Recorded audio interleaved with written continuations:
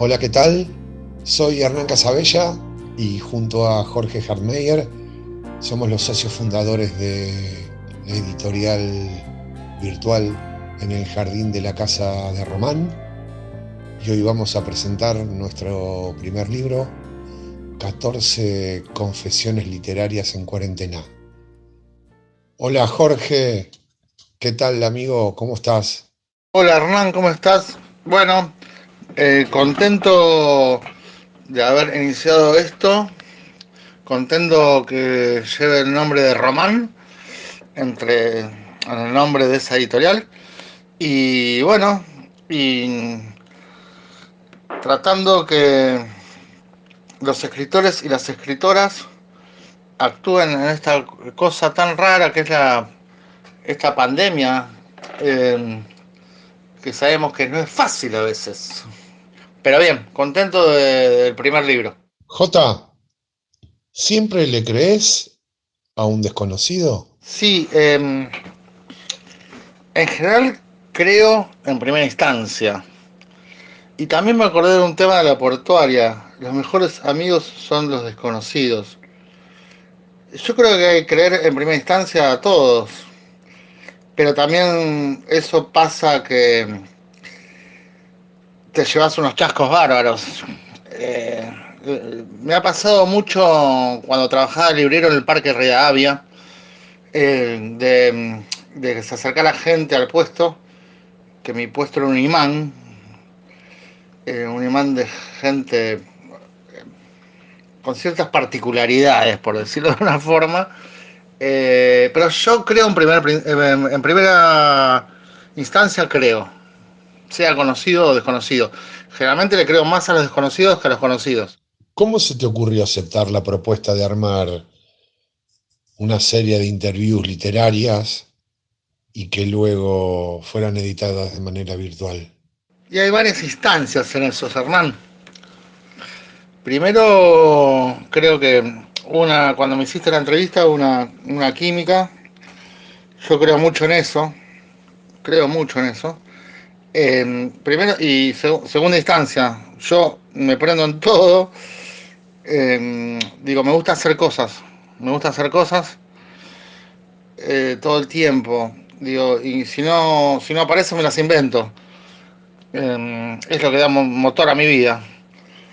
Y aparte, porque creo que es un momento complejo y es la instancia para hacer estas cosas. Eh, pero bueno, fundamentalmente eso. Amo hacer cosas.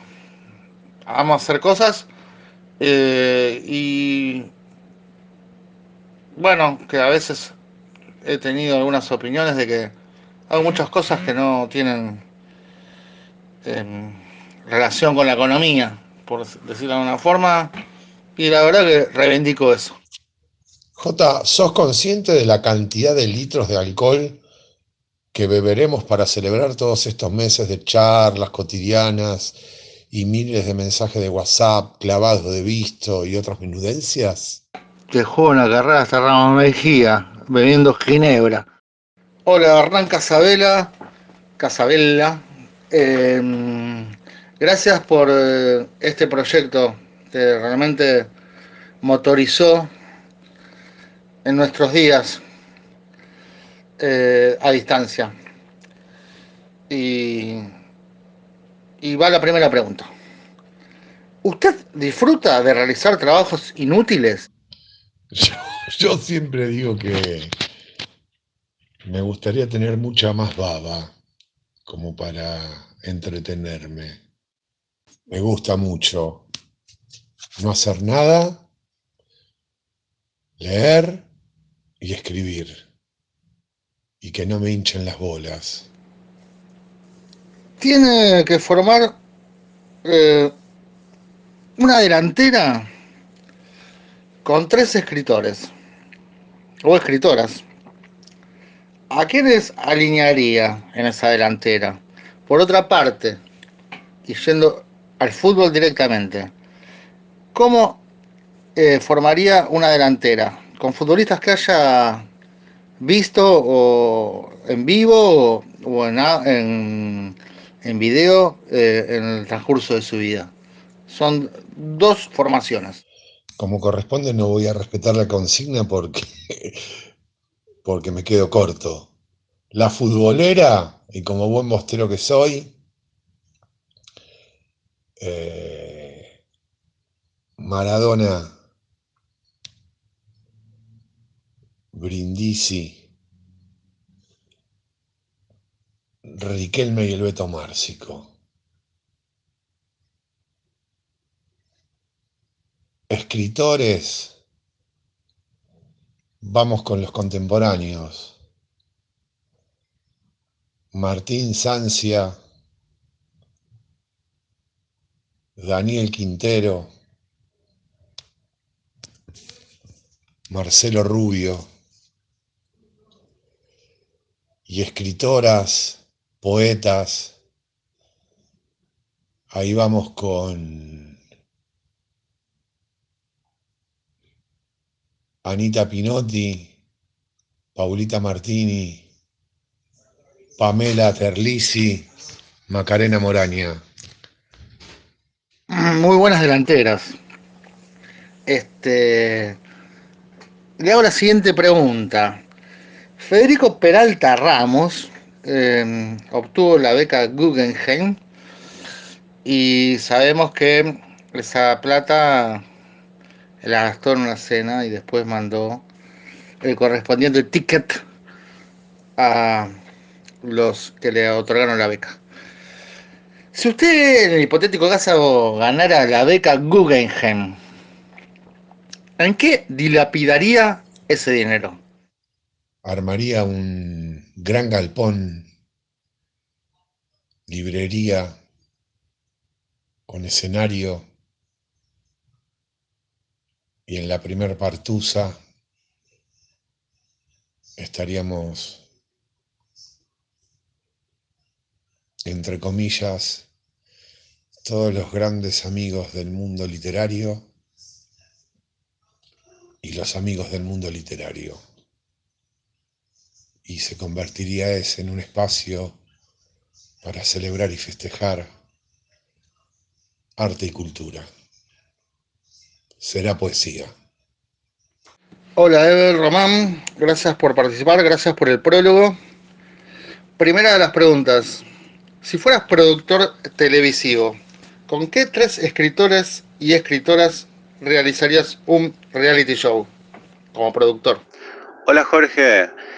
A ver, entre los vivos probablemente con ninguno, pero del pasado sí, escogería a Arthur Graván, el que fue boxeador y desaparecido en México, para seguir su vida, tipo un documental más bien haría más que un reality show.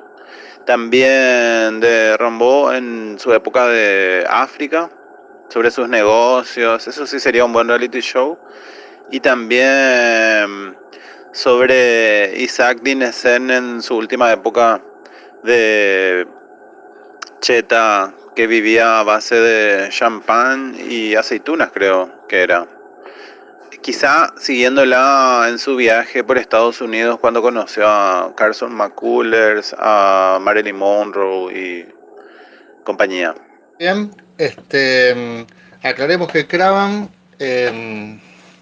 era poeta y boxeador, estaba enrolado en el dadaísmo y que hay un documental para que vean todos y todas los que están escuchando, que se llama Cravan versus Cravan. Segunda pregunta, Ever, y gracias por tu generosidad. Eh, ¿A qué dos preguntas le dirías no sabe, no contesta? Qué bueno lo que me contás del documental, anoto para ver, ojalá esté en YouTube. La primera sería sobre qué hay que escribir y cómo se escribe un buen libro. ¿O qué es un buen libro? Lo mismo. Sí, está en YouTube, Ever. Y vamos con la última. Hablaste sobre las revistas de El Corazón. ¿Sobre qué tres escritores o escritoras muertos o vivos, escribirías una nota en una de esas revistas? Es una pregunta complicada. A ver, de entrada te puedo decir sobre José Esbarra y Julián López para hablar del amor en los márgenes de lo pensado habitualmente como lo que es una relación amorosa, y también sobre Dolores Reyes podría ser, para hablar de cómo el amor eh, es un instrumento de sometimiento de muchísimas personas. O sea, cómo se usan. Los tres creo que podría relacionar en... les tres creo que se dice. Podría relacionar sus libros con una sola nota. Hola, ¿qué tal? Marina Arias. Primera pregunta. ¿Creías probable que esta serie de entrevistas se transformara en un libro virtual, justamente de entrevistas a narradores y a narradoras? Uy, la verdad que no. Cuando me llegó el cuestionario, estaba tapada de teletrabajo y esas cosas, y lo contesté sin demasiada conciencia, pero la verdad que es una alegría enorme y quedó realmente precioso el libro. Felicitaciones. Gracias, Marina. Segunda pregunta. ¿Cómo fue crecer en Aedo? Crecer en Aedo fue hermoso. Para mí la infancia y la adolescencia tiene mucho de Tren Sarmiento, de Plaza de Conurbano, de Colegio del Estado, también de Conurbano, al que llegábamos chicos y chicas de diferentes localidades. Fue un colegio grande y eso hizo que pudiera conocer a gente muy distinta, y creo que eso también forma parte de la materia literaria que se impregna cuando me siento a escribir un relato. Marina, gracias por participar. Y vamos con la tercera pregunta, que es en general la más juguetona, y en tu caso es la siguiente.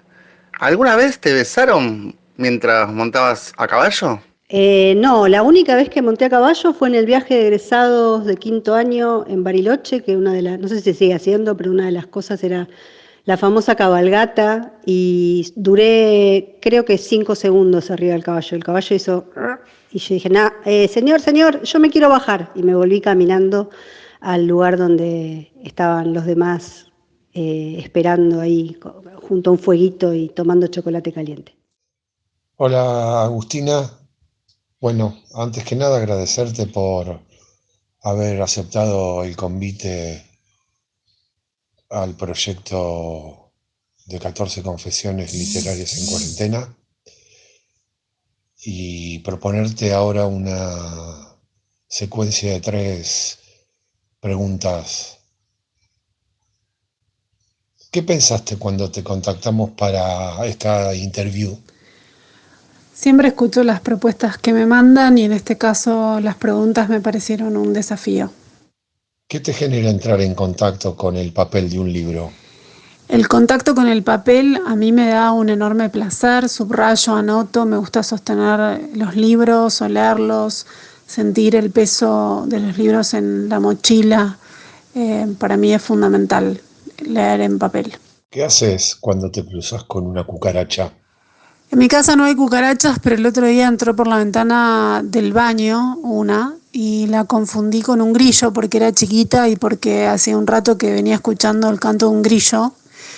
Intenté salvarla hasta que la miré bien y después no la salvé. Hola, Ariel Bermani. Gracias por participar de estas entrevistas a narradores y a narradoras en cuarentena. Primera pregunta, sinceramente, ¿nos tenías confianza cuando te convocamos para estas entrevistas literarias? Hola Jorge, bueno, gracias por la convocatoria, y si tengo que responder con total sinceridad, tengo que decir que no, ninguna confianza. Pensé que nunca lo iban a llegar a hacer. Bueno, Ariel, gracias por la sinceridad y por haber participado de todos modos. Segunda pregunta, si Kafka fuera Bocchini, Carver Bertoni, Carson McCullers el Beto Outes y Sara Gallardo el Mandinga Percudani, ¿en qué puesto pondrías a Onetti? Bueno, voy a tratar de responder con toda la sinceridad con que respondí la pregunta anterior, ¿no? No sé si estoy muy de acuerdo con el armado del dibujo que haces, con este equipo que planteas, ¿no? Porque me cuesta pensarlo a Kafka como Bocchini. Kafka es más individualista, está como más perdido en la cancha, digamos, ¿no? Y Bocchini es un tipo que recibe y pasa, recibe y pasa, gambetea y pasa, ¿no? Entonces, por ese lado, no sé si veo tan lindo ese modelo. En relación con Onetti, lo veo tirado en la cama los últimos años de su vida. Me cuesta imaginarlo dentro de una cancha. Igual hay una cita hermosa eh, de él. Él en un momento le dice a María Esther Gilio, en una de las notas de los reportajes que ella le hacía, que con el paso del tiempo las cosas se van a confundir y van a ser el futbolista Onetti y el novelista Platini, ¿no? Porque hay una declaración de Platini sobre Onetti, no sé qué, y él dice, se imagina siendo Platini, ¿no? Que lo confundan con un futbolista y que alguien diga aquel gol de Onetti, inolvidable, ¿no? Onetti puede llegar a ser un goleador, pero hay que sacarlo de la cama, ¿no? Qué sé yo. Bueno, Ariel, muy buena. Última pregunta. Si se hace la versión cinematográfica del Capital, postulá dos actores o actrices que puedan hacer el papel protagónico. Me encantaría ser el director, el guionista y el director de esa película, del Capital. Los actores y actrices secundarios, no sé, ya se verá. Incluso vos podrías formar parte de la película, ¿no? Podrías ser uno de los protagonistas. Pero sí pensé en dos actrices que quiero que estén en mi versión del Capital. Una es Úrsula Corberó, de La Casa de Papel. Ella tendría que estar. Eh, ella es de Barcelona. Y después una actriz gallega que se llama María Meira, que es la protagonista de una serie gallega que se llama El sabor de las margaritas. Me gustaría que estuvieran las dos. No sé, al menos para conocerlas, qué sé yo. Bueno, muchas gracias, ¿eh? Abrazos, chau chau. Esteban, gracias por participar en estas entrevistas de Cuarenténica. ¿Una entrevista es un género literario? Gracias a ustedes por invitarme a participar de esta colección, de este libro. Y bueno, para responder a tu pregunta, diría, se me ocurre y pienso en una frase de Ballard que dice que la ficción es una rama de la neurología. Y si todo tiene que ver con la mente y todo pasa por representaciones mentales, así que imagínate que la entrevista, ir al banco, hacer la fila para cobrar un cheque, ir a la verdulería, estar encerrados en pandemia y todo tiene que ver con la literatura. Esteban Gastroman, si escribieras una novela romántica, tu primera novela romántica, ¿cómo se llamarían? Los enamorades. ¿Y tendrías alguna actitud de superhéroe? La novela se llamaría Comedia Romántica, ella se llamaría Elisa, él se llamaría Andy, se conocerían en la barra de un bar o una disco o un lugar donde va a tocar una banda y están esperando, haciendo tiempo y mientras suena música y todo eso, y por casualidad se encuentran, se miran en ese lugar y no habría nada superheroico en términos, digamos, de literatura fantástica, sí, quizás lo superheroico del amor. Esteban, gracias por tu participación. Este, gracias por tus respuestas. Y vamos con la última pregunta. ¿Por qué propones a las anfibias como un libro que debería ser llevado al formato fílmico, que se transformará en película? Y te agradecemos. Cuando leí Las anfibias por primera vez, hace muchos años, me pareció que tenía una especie de sensibilidad femenina y que también cruzaba sutilmente lo fantástico. Me pareció como que tenía muchas imágenes poéticas, pero también narrativas, y siempre como desde ese momento como que me causó cierta curiosidad de cómo sería llevar eso a un lenguaje cinematográfico, ponele. Y bueno, no sé, me parece que hay algo ahí vital y vibrante que me parece muy interesante, lindo, y vuelvo a repetir la palabra sensible. Y que bueno, me parece que sería un gran desafío para una directora o un director que pudiera tomar ese libro, esa novela, y llevarla, digamos, a otro lenguaje.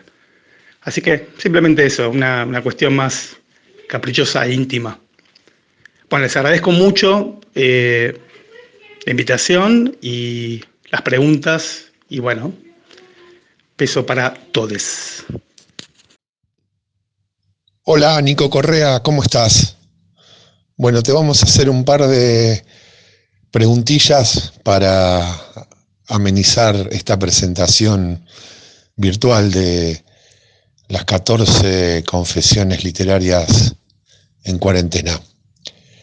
¿Supiste cómo quedó el tipo ese al que le pegaste el botellazo en la cabeza? Qué buena forma de empezar con el duelo. Nunca supe cómo quedó, pero sí alguna vez en alguna esquina me lo crucé, y soy una persona que retiene muy bien las caras, y más las caras que no importan tanto. Y no... Él me miró también, pero como aquella noche estábamos tan enajenados, ambos, supongo que ninguno reaccionó de otra manera. Igual, según tengo entendido, yo tenía una denuncia, así que bueno, eso después quedó ahí asentado y tuve algunos otros problemas por esta denuncia con el tiempo. Pero bueno, nada. Está todavía la denuncia. Nada que me complique demasiado.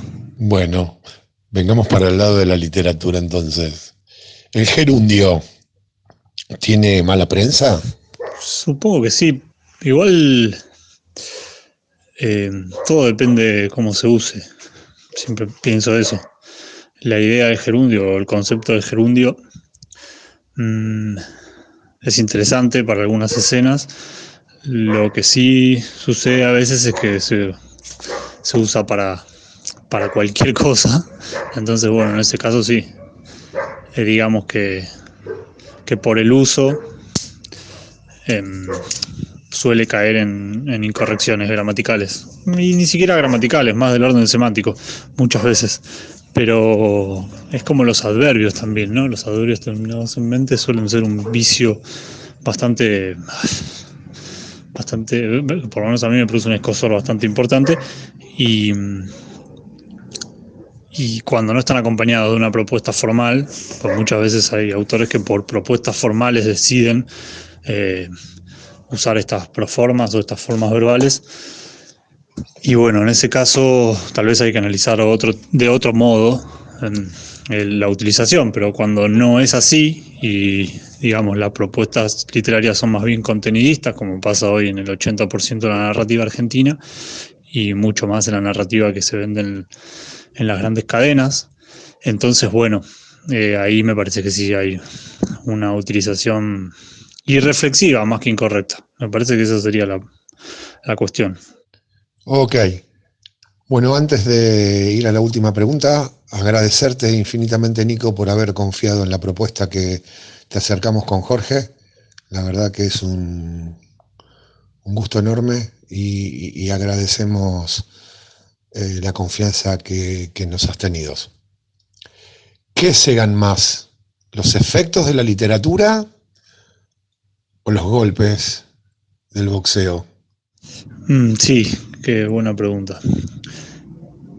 Creo que por una cuestión más pulsional y bien personal, los golpes del boxeo suelen ser más reales. Lo que pasa en el boxeo es que no tenés posibilidad de perderte, ni de camuflarte, ni de mostrar algo que no sos, ni de generar un artificio en algún punto. En otros puntos tal vez sí se puede generar un artificio también, porque el boxeo, como cualquier arte, lo permite. Pero cuando cobras, no hay modo. En cambio, los efectos de la literatura para mí siempre son retardados, ¿no? Siempre llegan con el paso del tiempo y no inmediatamente todo lo que sucede en lo inmediato o todo el efecto inmediato, por ejemplo, pongamos por caso un determinado libro, suele quedarse en el olvido después con el tiempo y desaparecer. Cuando la llama se prende muy rápido, tiene un aliento menor y me parece que en algún caso de eso nos hablan los clásicos, ¿no? Entonces a veces está interesante ver cuáles son esos pequeños efectitos que producen libritos o textos más bien alejados de lo streaming y de lo sensamediático. Yo les quiero agradecer a ustedes. Bueno, Jota es un amigo, entonces hablo bastante seguido con él, no tanto como con vos, Hernán. También un placer conocerte, les agradezco a los dos el trabajo que están haciendo y creo que hay más por delante, así que está buenísimo. Y también les agradezco que no hayan hecho ningún vivo en Instagram ni esas pelotudeces, porque la verdad es que por lo menos a mí no me agradan en lo más mínimo, y me parecen que tienen que ver con la performática de ni siquiera de la narrativa, con un tipo de performance que me parece repulsiva. Así que bueno, por eso es un doble agradecimiento y bueno, los dejo y ojalá tengan un largo aliento con su proyecto. Un abrazo muy grande. Hola Hernán, Lucas. Gracias por participar. Primera pregunta, ¿cuáles son los derivados del escribir? Vivir. Bien. Segunda pregunta, Hernán, ¿qué personaje de alguno de los libros de Manuel Puig convertirías en protagonista de un futuro libro tuyo? Y las viejitas de Cada Noche Tropical, o uno de Buenos Aires Affair, que es uno malísimo, pero no me acuerdo cuál es el nombre. Yo siempre me lo imaginé con la cara de Maika Migorena, pero no me acuerdo la verdad. El nombre es un personaje villano. Última pregunta, Hernán, y te agradecemos por participar. ¿Recordás algunos de aquellos textos pornográficos con los que te iniciaste en la narrativa? ¿Podés relatar alguna escena? No, muchas gracias a ustedes por invitarme y por esto que han hecho, que está buenísimo. En cuanto a esos textos pornográficos, no me acuerdo, no. Eran muy privados, qué sé yo, ¿no? Utilitarios. No. Preferiría no hacerlo, como diría Bartleby, no los recuerdo y tampoco quisiera poder recordarlos. Bueno, continuando con nuestra presentación, vamos a charlar brevemente con Maca Moraña. Maca, ¿alguna de tus creaciones culinarias a base de restos de comida están incluidas en alguno de tus textos? Creo que no concretamente una creación culinaria a base de restos, pero más de una vez me encontré con que mis personajes sienten mucha felicidad ante el hallazgo de algún resto de comida en la heladera, un pedazo de tarta, un viejo buñuelo, medio tomate y un pedazo de cosas con las que mínimamente se pueden armar un almuerzo, una merienda. Se ve que esa felicidad que me provoca a mí ese tipo de hallazgos, me gusta dárselas y hacérselas sentir a los personajes. Muy bueno. Acá en casa lo llamamos ropa vieja. Maca, los libros se compran, se regalan, se prestan, se pierden, se devuelven, se venden, se roban. Todo eso y mucho más. Los libros circulan en mi vida. He robado algún que otro libro. No me enorgullezco, pero lo he hecho. En tiempos mozos, en tiempos de juventud. Luego, bueno, no lo hice más, y presto muchísimos libros. Yo me la paso prestando libros y muchos no vuelven. Y estoy un poquito abrazada a una frase algo por demás romántica, que es que los libros son de quien los lee. Considero que hay una verdad ahí en esa sentencia. Pero los libros sí se prestan, es muy vital que los libros circulen. Y se regalan, y yo trato de regalar siempre libros, aún a la gente que me rodea que no es tan lectora. ¿Acaso más que a los que son lectores me gusta regalarles? O sea, convencer a alguien que no lee de leer me parece algo hermoso. Linda idea, que los libros sean de quien los lee. Bueno, la del estribo. ¿Qué 5 palabras de tu colección se te vienen en este instante a tu memoria? Recorcholis, tarambana, mantita,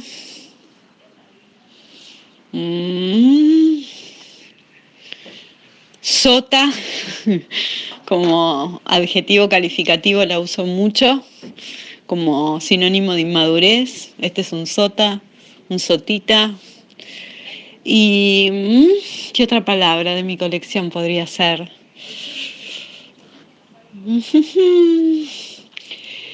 Me gusta mucho la palabra...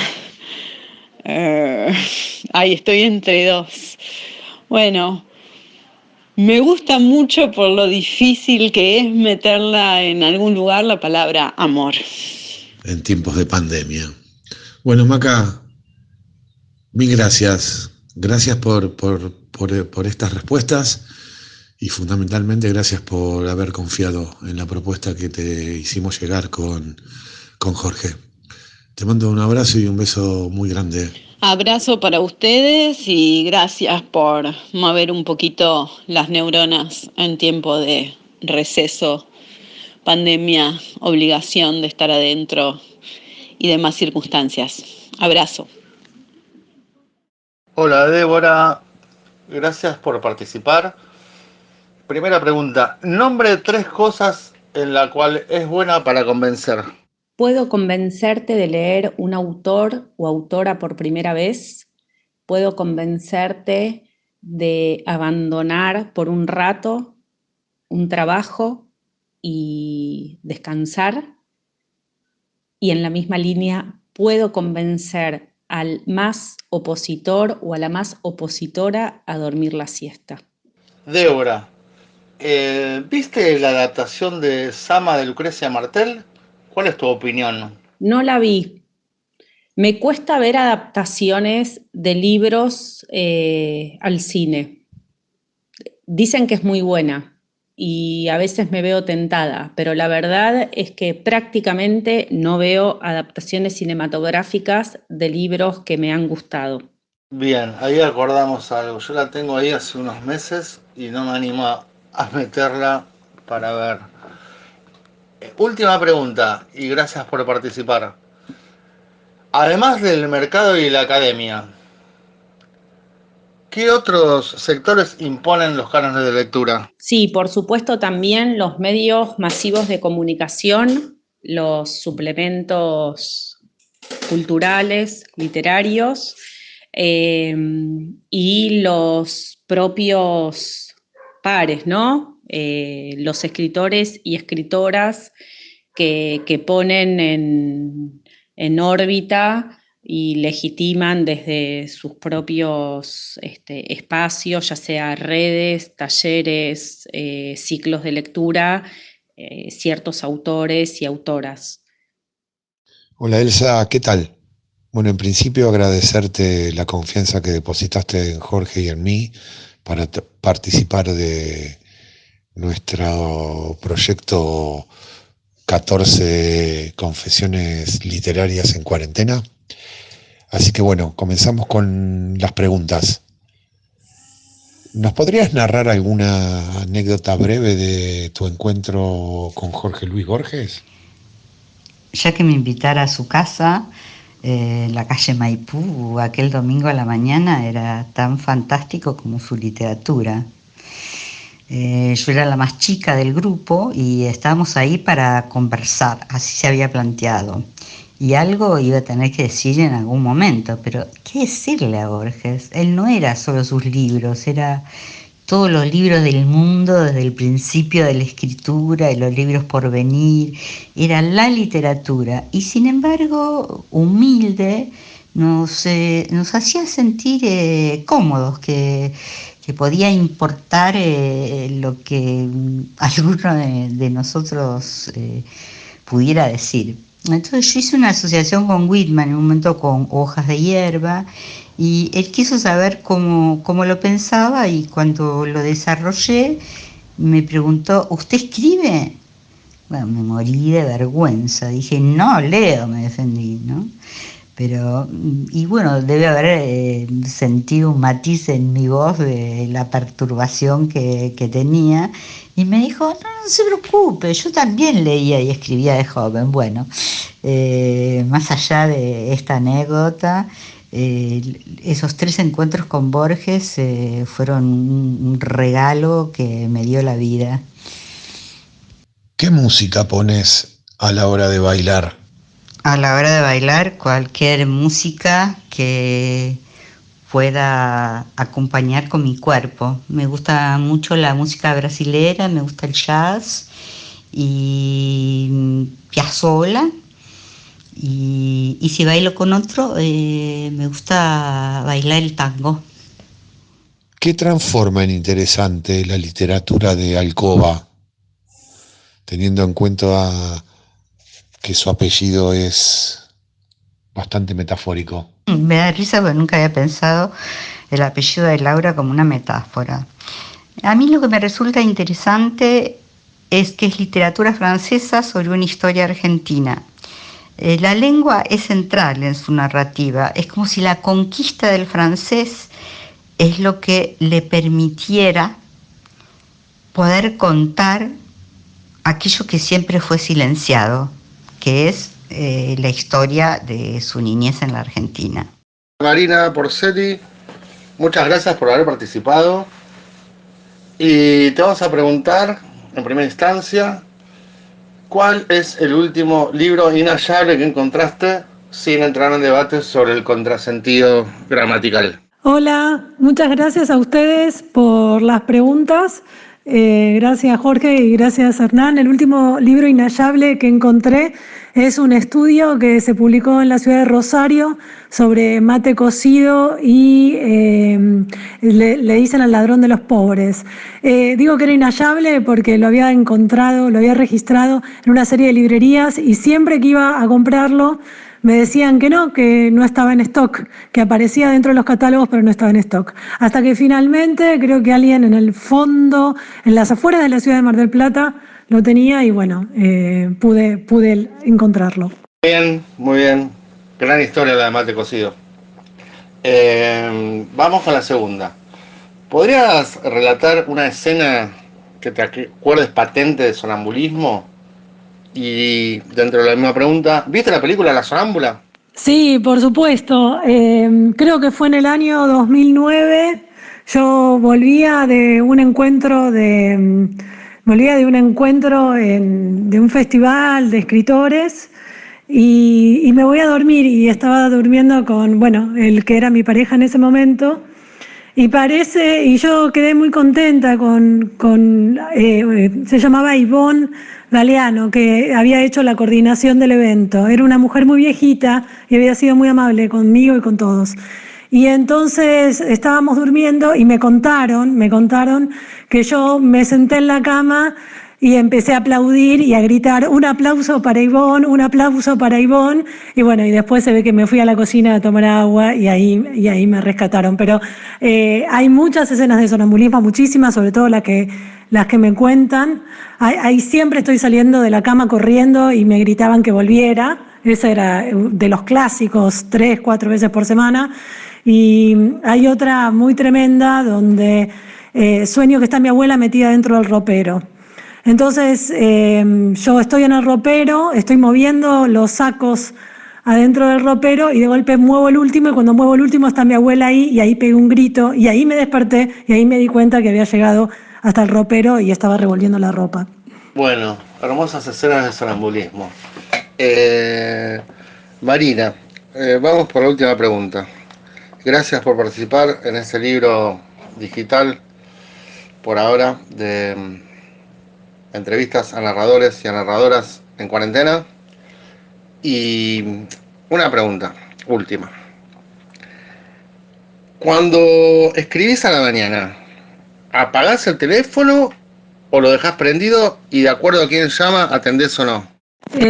Bueno, la verdad que empiezo muy temprano a la mañana a propósito, para que ni siquiera me tenga que ocupar del teléfono, muy temprano. Yo sé que a las 6 de la mañana nadie llama y a lo sumo ya chequeé si había mensajes, pero la verdad es que apago. Recién a las 11 de la mañana puedo activarlo o lo tengo silenciado, pero sí, apago. Excepto que esté en un trabajo muy urgente o alguna cosa que sé o alguna cosa así, que sé que necesitan hablar, pero en general apago todo lo que puedo, porque me genera como la sensación de estar escribiendo a contrapelo, es como una sensación de que cuando todo el mundo me deja en paz o cuando el mundo me deja en paz, yo me puedo sentar a escribir.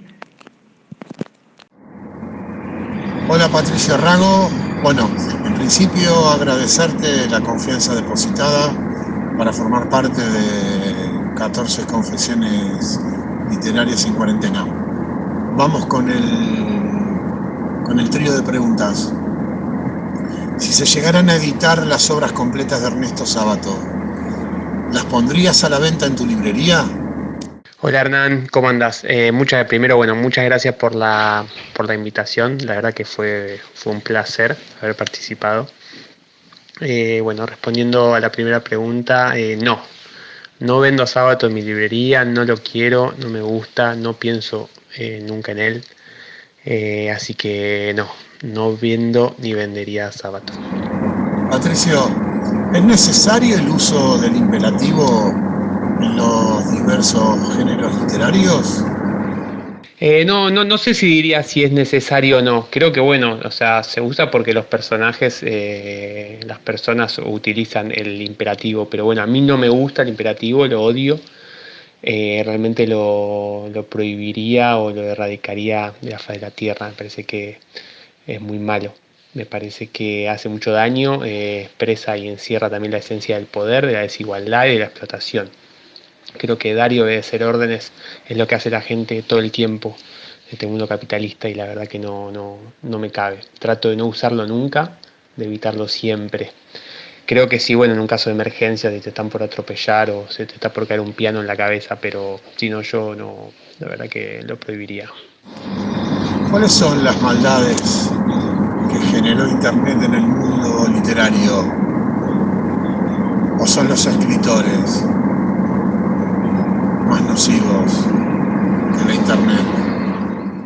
Mirá, yo creo que lo que hizo Internet en el mundo literario, y creo que lo hizo también en otros aspectos de la vida, es que le ha robado y le sigue robando mucho tiempo a la gente. Creo que es una fuente de distracción enorme de dispersión, creo que la gente no, o sea, creo que a todos nos cuesta concentrarnos desde que existe internet y tenemos muchas puertas abiertas en nuestra cabeza. Así que creo que eso ha afectado también a la calidad literaria de lo que se produce hoy en día. Si vos no estás concentrado, eso claramente afecta a estar atento a los detalles. Así que bueno, eso. Hola Marcelo, ¿cómo va? Bueno, hacemos las últimas 3 del estribo para presentar las 14 confesiones literarias en tiempo de cuarentena. ¿Qué es un gorila? ¿Cómo va, Hernán? ¿Cómo va, gente? Sí, vamos con este cierre de las 14. Un gorila es un tipo, un individua, que se cree que tiene la razón por sobre cualquiera y que no tiene la capacidad intelectual para cuestionarse ningún tipo de pensamiento propio. Eso es un gorila. Lanata es un gorila, Majul es un gorila, Leuco es un gorila. Brillante. Más claro, echarle agua. ¿El sexo virtual es masturbación? Habría que ver también si el sexo real a veces no es virtual. Digo, por cómo puede volar la cabeza con algunas cosas. Todo es masturbación. La vida es una paja. Vivir es una paja. Hacer cosas te da paja. Y de vez en cuando te echas una paja viendo un video pensando que estás actuando en el video. Para mí, creo absurdamente, después de muchos cuestionamientos, el sexo virtual es una paja un poco más interactuada. Y pareciera ser que estamos en una época de sexo virtual. Marcelo, la del estribo. ¿Usted puede recomendar a Zulito? Y de ser así, ¿nos podría pasar por inbox, naturalmente, el contacto? Yo le recomiendo lo que quiera, no sea problema. Le paso el contacto, le paso algún detalle. Ustedes lo manejan ahí y ven qué quieren hacer. Obviamente siempre es bueno recomendar todo, inclusive las cosas que son malas, para que uno sepa que no tiene que acercarse a ellas. Claudia Soico, gracias por responder a esta cuestionario de cuarentena. Primera pregunta, primera descripción que debes hacer. ¿Qué es la belleza? Hola, ¿qué es la belleza? Me parece que es inexplicable, la asocio por ahí con sensaciones del cuerpo, algo que me estremece, y también me parece que es una manera de ver el mundo, ¿no? Que podemos encontrar belleza aún en rincones que nos parece que no hay. Muy bien. Segunda pregunta. Tu opinión. ¿Por qué la poesía tiene mejor prensa en ciertos círculos literarios que la prosa? Esa sería tu opinión, no mi opinión. No creo que tenga mejor prensa. Mi sensación siempre es que es al revés, que no tiene buena prensa, por distintos motivos. Hay gente que se siente que no la entiende, hay gente que no la valora, que le parece que es un conjunto de palabras que no dicen nada. Yo no creo que tenga mejor prensa, al revés, me parece. Muy bien. Última pregunta, y te agradecemos, Claudia, por haber participado de este proyecto. Última pregunta. Los llamados telos, comúnmente, ¿le resultan un hábitat interesante? Gracias a ustedes, Hernán y Jorge, por la entrevista. Sí, son interesantes, hay mucha anécdota. Sí, son un hábitat muy interesante, también de acuerdo con quien une acompañado. Igual ya son viejas anécdotas y tendré que contar alguna. Me estoy poniendo grande, muchachos. Hola, Debred, ¿qué tal? ¿Cómo andás? Bueno, continuamos con la presentación de 14 confesiones literarias en épocas de cuarentena. Las del estribo. ¿Qué es el sonido en la literatura para vos? Pero qué fuerte, che. No sé si estaba preparado para algo así, algo de esta intensidad. Te diría que para mí el sonido lo es todo. Es el lugar donde se prueba la literatura, donde se corrobora la literatura a sí misma. La literatura no es un espacio de comunicación, no es un espacio donde brindamos datos, sino es un espacio estético. Y la estética aspira a la música. Lo más sutil y bello de la literatura es llegar a la voz del autor, que está sepultada en la gramática y en el modo en que el fraseo está acompasado. El sonido es todo, te diría. Es a lo que se aspira. El verso funciona cuando da ganas de leerse en voz alta, cuando se impone en la propia boca y necesitamos degustarlo y decirlo. Ahí es donde llega a su sumum, que es evitar todo tipo de cacofonía y triunfar como música. Por lo menos ahí es donde más me atrae y me gusta. Es como decía Roncino, esto de que la literatura es el maridaje entre el sonido y la forma, ¿no? La información que se da. Lindo combo, sonido y forma. ¿Podrías definir a un ser alienígena? Sabes que no sé si podría definir qué somos los alienígenas. En buena parte, el término alien es algo extraño y extranjero a la vez, y creo que eso es algo que necesitamos todos, ¿no? La falta de pertenencia es aquella cosa que nos permite ver un poco mejor a través del sistema de apariencias. Así que creo que iría por ese camino, ¿no? La defensa de lo extraño y de la extranjeridad en nuestras propias circunstancias es lo que nos vuelve un poquito alienígenas cada vez, y al mismo tiempo lo que nos ayuda a ver mejor, a entender mejor y a defendernos con lo poco que tenemos, con las pequeñas artesanías que construimos, ¿no? En algunos casos el sonido, en otros casos el lenguaje, en otros casos las imágenes, todo lo que nos salve de la mismidad de la contingencia. Joven Viana, agradeciendo la confianza depositada en Jorge y en quien habla respecto del proyecto 14 confesiones literarias en cuarentena, te pedimos que te despidas nombrando los 3 mejores whiskies que bebiste en tu vida. No puedo más que estarles muy agradecidos. No sé qué traspié pudo haberlos inducido a considerarme dentro de una compañía tan grata como la que juntaron en estas 14 confesiones de cuarentena. Pero para mí es un lujo ser parte del equívoco que me ha convocado y estar ahí con tan nobles escritores. Y si tuviese que nombrar 3 whiskies excelsos que pude probar, bueno, uno es un clásico, el Blue Label de Johnnie Walker. Lo pude probar en 2 ocasiones. Es un whisky excesivamente caro, impagable. Por eso lo rememoro en mi paladar esa presencia sutil.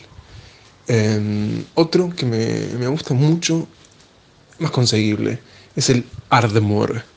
Es un single malt escocés delicioso, tiene un gusto raro de las Highlands, ¿no? Ese es un gran whisky, más accesible, no en nuestra economía, no para un argentino, pero está muy bien. Y como tercero iría por un extraño, un whisky raro.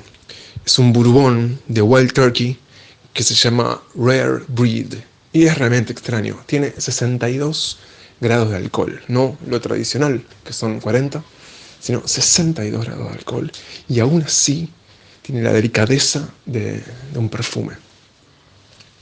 Muy, muy grato. Fueron 3 instancias en las que fui dichoso, esos 3 whiskies, porque no me acordaba quién era yo. Bueno, Nadia, vamos ya cerrando la presentación de 14 confesiones literarias en tiempos de cuarentena.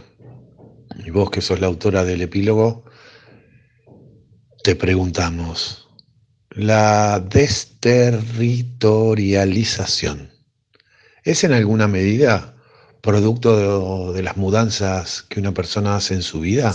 Hola, Hernán.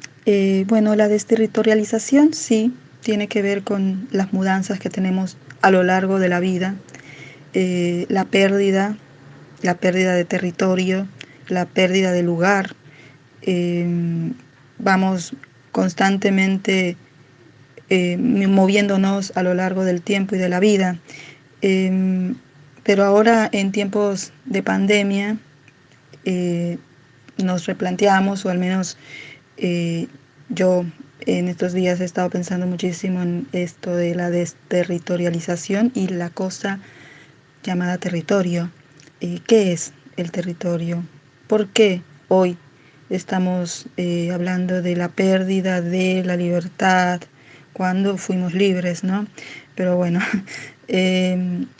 sí, tiene que ver con la pérdida específicamente. No tenemos otro lugar a donde mudarnos hoy en tiempos de pandemia. Y uno que está acostumbrado a ciertos aspectos de la libertad, se entiende claramente. Soy un hombre que se ha mudado infinidad de veces en su vida. Pero bueno, hoy me parece que todo tiene que ver con redescubrir una nueva forma en el cuidado. Nadia, ¿crees que existe cierta fascinación por lo catastrófico? Por supuesto que existe una fascinación por la catástrofe, más aún cuando estamos en situaciones de crisis económicas, crisis sociales, climáticas. Es como un estado natural del ser humano, ¿no? Nos fascina pensar, por ejemplo, en que se acerca un meteorito, que muy pronto va a llegar una ola gigantesca y nos va a devorar. Culturalmente tenemos una raíz cristiana, nos guste o no, la tenemos arraigada. Entonces, siempre estamos pensando en el fin del mundo, en los 4 jinetes del apocalipsis, en el juicio final, en la resurrección, en que va a haber una revolución. Es así como vive la humanidad hoy en nuestros días. Así vivimos, pensando en que algo catastrófico va a suceder, pero muy seguramente o posiblemente vamos a sobrevivir y vamos a ser mejores. Me refiero a que la posibilidad o la idea, la esperanza de que vamos a ser mejores, porque es así la idea cristiana. La realidad nos dice otras cosas, pero bueno, no hay que ser catastróficos. Bueno, antes de la del estribo, Nadia, agradecerte porque has depositado tu confianza en el proyecto que te compartimos con Jorge. Así que desde ahí, mil gracias. ¿Qué título le pondrías a este fragmento de tu vida? Gracias a ustedes por haberme invitado a participar. Para mí fue muy lindo hacerlo, muy interesante, me divertí bastante. ¿Y cómo le pondría? ¿Qué título le pondría? Mira, no sé si es por esta etapa pandémica que vivimos, pero tengo muy presente desde hace varios años y hoy más, entonces no me equivoqué, la película de Cuando el destino nos alcance. Creo que el título para mí sería ese, Cuando el destino nos alcance, porque yo creo que el destino es este que estamos atravesando y no nos damos cuenta, pero creo que las cosas ya no van a ser muy diferentes a esto, porque el destino es esto. O sea, estuvimos mucho tiempo hablando sobre el futuro. Bueno, es esto. No sé si se comprende lo que estoy tratando de escribir, pero bueno, ese sería mi título.